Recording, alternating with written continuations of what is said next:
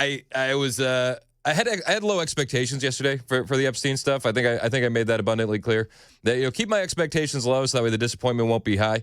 And boy, am I glad I did. Now, I'll be honest with you. When I saw the binders coming out, I got just as excited as anybody else. Like, holy crap, is this actually happening? And then, my day continues, and I had some meetings that I was in with Turning Point, and then, I got to be dad. And by the time I checked back in on Twitter after I'd put the kids to bed, I was like, oh, that didn't play out the way we thought it would. And it turns into one of the biggest debacles of the Trump administration thus far. A lot of blame to go around. And I'm not angry with anybody in the entire situation. And I think that there's still a lot that can be fixed relatively quickly. We'll see what happens this morning if AG Bondi gets the rest of those documents. I think the majority of the blame is going to go on her feet. But the release or the lack thereof, it doesn't make me angry. I'm not angry. I'm just disappointed. And I think that cuts a little bit closer to the core. And I'm annoyed with all the characters in this story that dominated yesterday in one way or another. I'm not angry.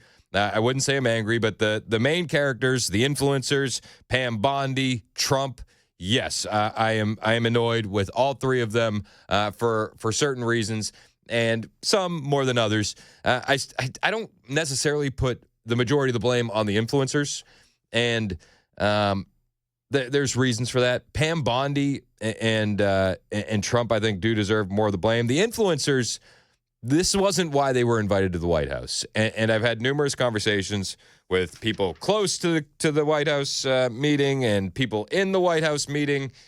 This is not why they were invited. They weren't invited at all. And I think they're honestly, the influencers are the least to blame in all of this. And I also don't think anybody should be surprised when online influencers do influencer things. And I'm not angry with Pam Bondi, though I think the mess that we saw yesterday and becoming that bigger situation is mainly in her lap. Like 100% mainly in her lap. She built up so much hype in that Jesse Waters appearance. And I have to think, you knew all the information that became apparent very quickly yesterday while you were in that studio doing the news hit on Jesse Waters. Also, not a huge fan of the AG doing news hits. I'd rather you just do AG things. But, that's a story for a different day, her doing news hits. But what are you doing on Jesse Waters? Are you gaslighting us? Are you not telling the truth? What was that about? I mean, I could be wrong. But she seemed woefully unprepared for this situation. Woefully unprepared. And then Trump, I mean, he's the boss. Trump is the boss, right? Like, he should know what's going on. He was in the room with the influencers as well. And he should know what his people were planning to do. Now, we're going to put a poll up on the YouTube channel. You can go watch us on Super Talk TV. Like it.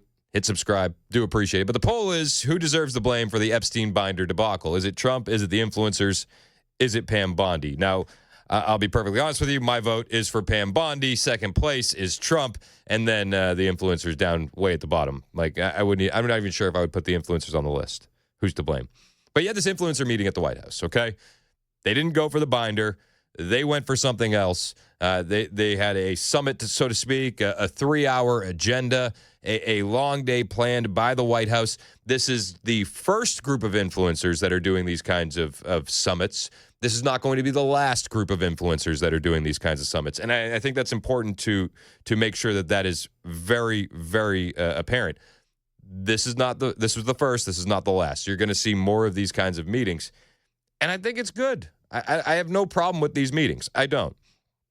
So they weren't there for the list, okay? They had a full agenda, and that agenda was for around 3 hours. And the White House is going to be doing this with other influencers. And then based on multiple accounts of what I've heard, who I've spoken with, and what's been posted online, this is what I gather, okay? They're in there for the summit, right? And they're told that they're going to get a surprise. They go, oh, a surprise? Like, what could this be? Boom, in walks Bondi and Patel. In walks Bondi and Patel. Now, the influencers knew that there was going to be some big names there, like J.D. Vance was there, and they knew that J.D. Vance was going to be there speaking to them. But Bondi and Patel walking in shocked the group because, like everybody else, they had heard what A.G. Bondi said on Jesse Waters' show the day before. And like everybody else, they were built up by the hype machine from A.G. Bondi, and then subsequently online, everybody was hype. So they see Bondi and Patel walk in. Bondi tells them up front, there is really nothing new in these binders. I want to clarify that one more time. Before the binders are handed out, Bondi tells the people in the room there is really nothing new in this binder. There's no smoking gun. There's no bombshell. There's nothing new. Except for one detail. And that detail is that it become evident that members of the FBI had been withholding information from A.G. Bondi. That's the only new thing. So again, I go back to Attorney General Bondi. Did you not know that they were withholding that from you a mere 12 hours before while you're on the news with Jesse Waters? Did it shock you? Like, you had to have known. Why didn't you come out and make that case to the American people live on TV? Again, that's a ding on Bondi. Let's be perfectly clear. So they say there's nothing new in the binders, except for the fact that it has now become apparent that the FBI, the SDNY field office, is withholding information. Now, there's been a letter circulating around from Pam Bondi and to Kash Patel saying, we demand this information by 8 a.m. today, which I haven't seen the information. I haven't seen confirmation that the information has been received, but that's what the letter said. The letter that has been circulating online was in everyone's binder, okay? It was in the binder. And that's been confirmed from multiple people that were there in the room and have held and seen the binders. The letter that's circulating online was in the binder. So you have all these influencers that heard A.G. Bondi on Jesse Waters the night before. They're told they're getting a surprise. Kash and Bondi walk in. They're shocked. They're explained there's no new information. And during the meeting that can transpired thereafter, a lot of these influencers, I'm told, are trying to be respectful. Nobody's really thumbing through that binder in real time because they were there for another purpose. And when you've been invited to the White House, I mean, they had everybody there. RFK spoke to him. Rubio spoke to him. J.D. Vance spoke to him. Like, I don't know about you, but whether or not I have this binder in my lap, if I'm a guest at the White House, I'm not going to be disrespecting Vice President Vance or Secretary Rubio or Robert F. Kennedy Jr., by thumbing through a binder while they're trying to speak to me about something that they think is very important. I just wouldn't do it. So they couldn't digest what's in the binder. They couldn't really dive in, but they knew there was no smoking gun. Now, throughout all of this, okay, so this has just happened. Before they could even digest what's in the binder, people start speaking, and boom, in walks Trump. Nobody knew Trump was coming either.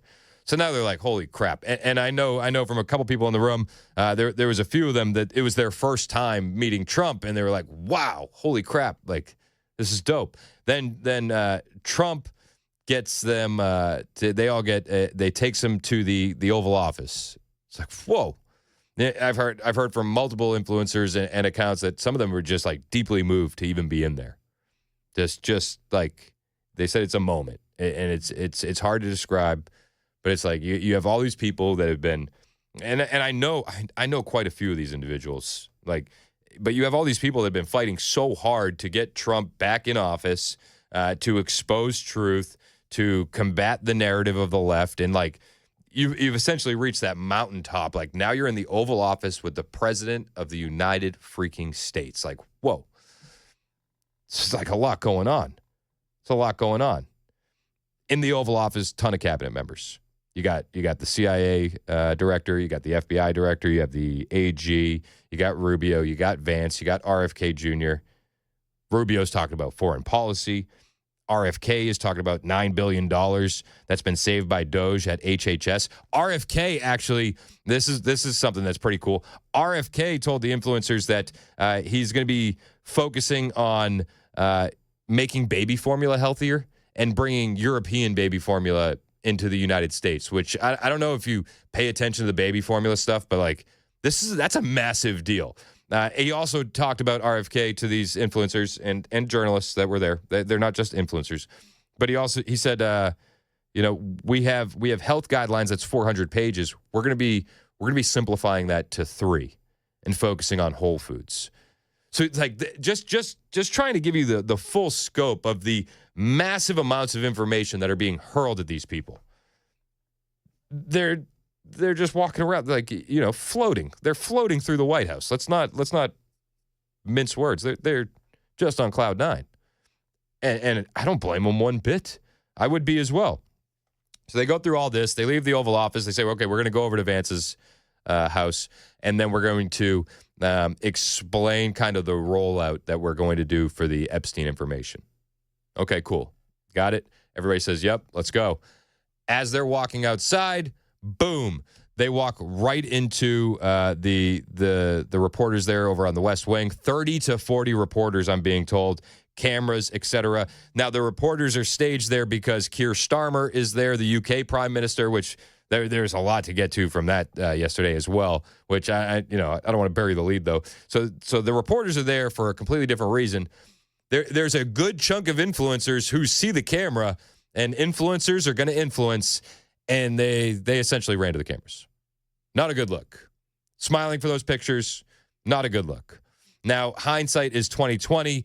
You have to understand that a lot of these individuals were probably downright giddy after what they had just gone through at the White House, who they had just met, the information that had just been handed to them.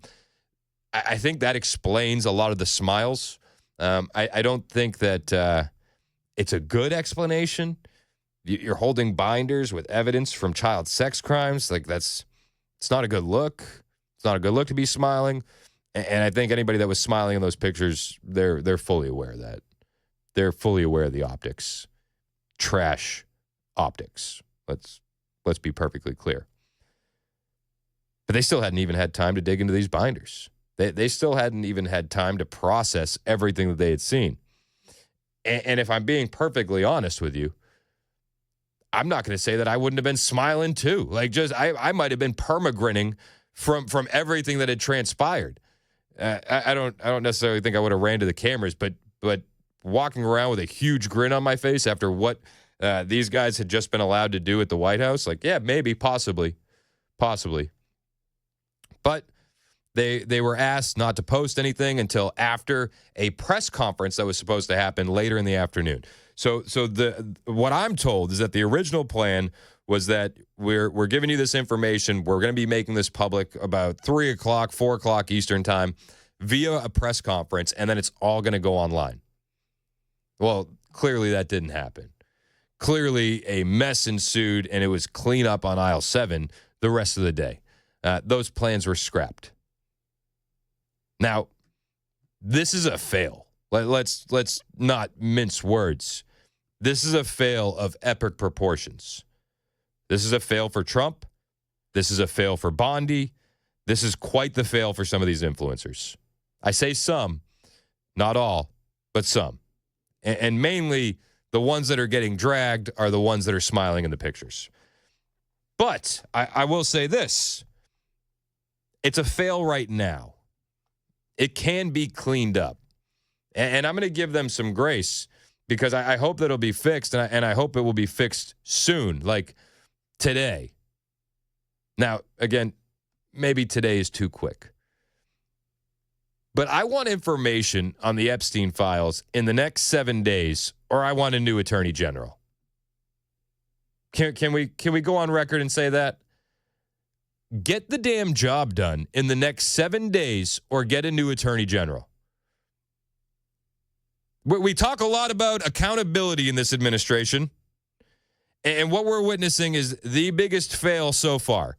So put your money where your mouth is. Accountability. Either hold the people that did these crimes accountable, or hold your attorney general accountable, Mr. Trump, President Trump. I think that's what we all want. This is a fail right now, but I think that they can fix it rather quickly. And I hope that they do. I hope that they do.